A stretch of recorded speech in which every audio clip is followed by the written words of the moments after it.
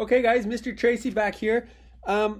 It's come to my attention that people might be watching these videos that have no idea what I'm doing in Los Angeles and what is this car that I'm talking about. So I'm just going to post a short video with a bit of a backstory about this trip. I took a shower, although didn't eat a lot. Ate a donut and two coffees. So if I'm speaking quickly, you'll forgive me. I got to get outside and get some proper food here. Okay, so what am I doing here? So prior to moving back to Yellowknife, my family and I, so I have 3 children, aged 7, 10, and 12.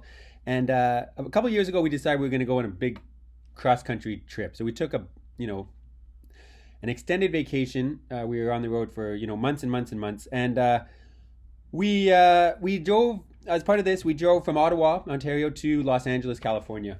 And when we got to LA, we decided to fly to Mexico, to Puerto Vallarta. And so this was in 2019. And so we got to Los Angeles, and we needed a place to leave our car. And I did some research, and it was very expensive to park at LAX. LAX is what we call, or what Los Angeles Airport. And so I looked into it. It was going to be about $900. It was about $300 a month, so about $10 a day. And we were planning to go to Mexico for 3 months. So I was like, do I want to spend $1,000 US on parking? No, I do not.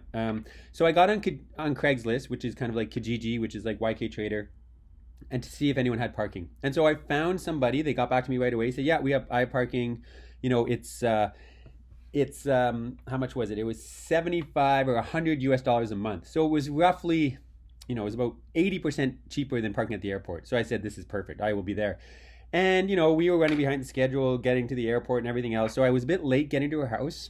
And when I got there, I realized right away this was not the parking spot that I'd hoped for. But you know what? I was in a bind. My flight was leaving in a few hours, and I left the car there. Why was it not perfect? Well, for one thing, the woman who I was parking at her house, she lives in a group, like a group home, or like a boarding house. So she just basically had a room. And what I learned very quickly is that the parking spot that I had agreed to rent wasn't hers. So essentially she was renting out somebody else's parking spot to me, which, is concerning. But again, I was like, okay, I'm generally trusting. So I said, okay, fine, whatever. I paid her $300, left my car there, and then left. Interestingly, she tried, there was an attempt for her, she tried to hug me when I was leaving, which also gave me pause for thought, but I just got out of there and I thought, okay, this is fine. Left the car. And then what happened? We went to Mexico. It was great. But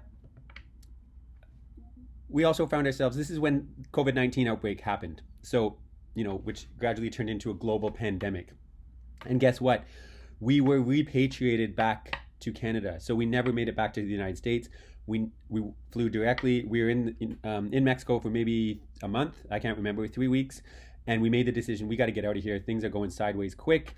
And the Canadian government had hired certain airlines to return Canadians home from across the world. And so they had flights flying from Puerto Vallarta to Vancouver, which we didn't really care where we were, because we had, interestingly, while we were traveling in the United States, we sold our house. So we had no home to return to, which was another predicament. So we didn't care where we landed. Ottawa, Winnipeg, Vancouver, we had no house to return to. So we just thought we'll find a place to stay for a while. So we ended up in Vancouver and ultimately in Kelowna, which was great. We were there for a couple of months.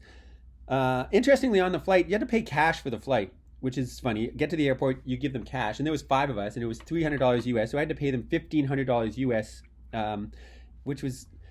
And another part of this story, which was funny, is someone else was there with a dog, and they asked us to take their dog with them, which we didn't even think about it. We just said, sure, we'll take the dog. And so we ended up flying with this dog back to Vancouver. And a friend of mine who runs an airline in Yellowknife said, you guys are fools. The next time someone asks you to carry a bag or a dog from a foreign country back to Canada, do not do it. It could be filled with drugs or any other, it could be rabid. I don't know. In hindsight, that was probably a mistake. Anyway, it worked out well. My daughter loved having the dog with us. And, it was fine. So anyway, so now I got to get my car's in LA. And so this woman, I'm paying her monthly to store my car.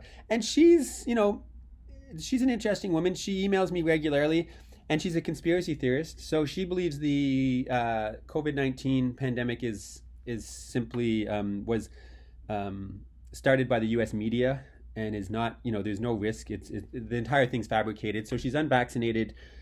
She doesn't believe in any of the, the death rates or any of the statistics around this. And I need to meet this woman today, in fact. And so, again, we'll see how this goes. Because now I'm in LA. I'm back here. It's 2 years later. I don't know if my car's still there. This woman does not really use technology very well. She uses it about as well as me. So I've asked her numerous times to FaceTime me so I can see the car, but she's not able to do that. So there is a risk for sure that my car is not there and that it's been stolen. It doesn't have insurance because no insurance provider would provide insurance on a car parked in LA. And also, since we left, it has BC plates. It has British Columbia plates on it. And now we moved to Yellowknife, so I need to So anyway, I have license plates with me from the Northwest Territories that I'll put on there when I get there, if it's still there. So anyway, that's a bit of a backstory. I think I covered everything. So, and what kind of is funny about this, or could be unfortunate, is that I'm paying monthly. I think she recently increased my rate. It started off, I think, at $75 US a month, and now it's at $110. So I'm paying like $150 a month Canadian to park this car in a place. I don't even know if a car's still there. Like it could have been sold. And so it's one thing to, have your car stolen. It's another thing to continue to pay for renting a parking spot for your stolen car. Anyway, there's not much I can do. So hopefully I've flown down here. I'm going to go get the car. I have the keys for the car. Is it going to start? I doubt it. Is there going to be air in the tires? Who knows? So anyway, who knows? That's a bit of a backstory. Wish me luck. Thanks. Bye. Oh.